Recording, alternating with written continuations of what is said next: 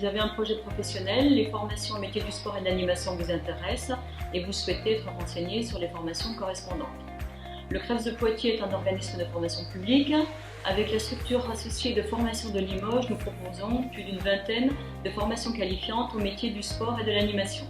Toutes nos formations sont habilitées par l'État et sont encadrées par des équipes pédagogiques expérimentées.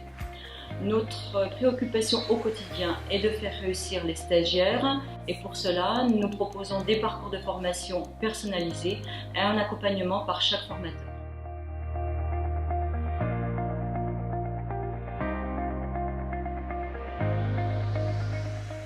Réussir son entrée en formation au CREPS, c'est s'assurer d'un bon niveau sportif général, de connaissances générales et d'un niveau de réflexion permettant donc de s'assurer la réussite au test d'entrée.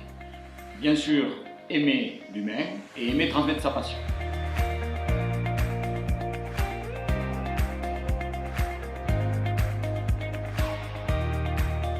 Donc les caractéristiques des formations au CREPS, c'est trois choses. La première chose, c'est qu'elles se déroulent toutes en alternance. Donc 2 lieux de formation, le CREPS, mais aussi une structure d'alternance que le stagiaire aura tout au long de sa formation.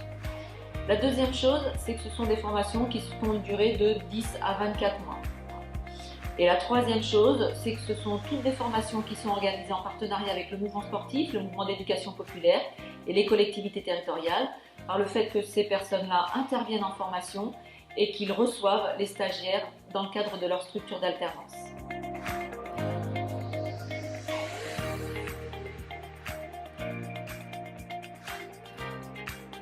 Donc, le diplôme s'obtient par l'acquisition d'unités capitalisables et ces unités capitalisables se vérifient à travers des épreuves professionnelles. 2 types d'épreuves.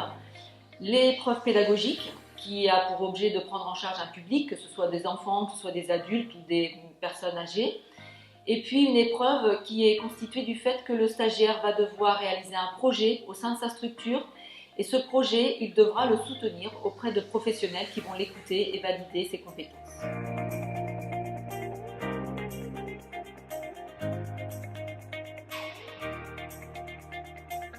Donc les conseils qu'on pourrait donner aux stagiaires quand ils rentrent en formation, c'est dans un premier temps d'essayer d'avoir un petit peu d'expérience bénévole auprès de l'association dans laquelle ils sont.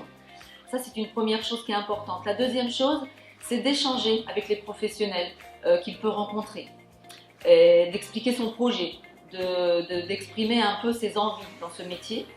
Et puis la troisième chose, c'est d'essayer de se former par l'intermédiaire du BAFA, par exemple, qui est un excellent diplôme pour donner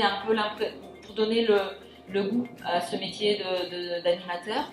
Et puis les formations fédérales que les fédérations peuvent proposer. Oser le sport. Le sport, c'est la santé, la joie, le plaisir d'être bien dans son corps, donc dans sa tête.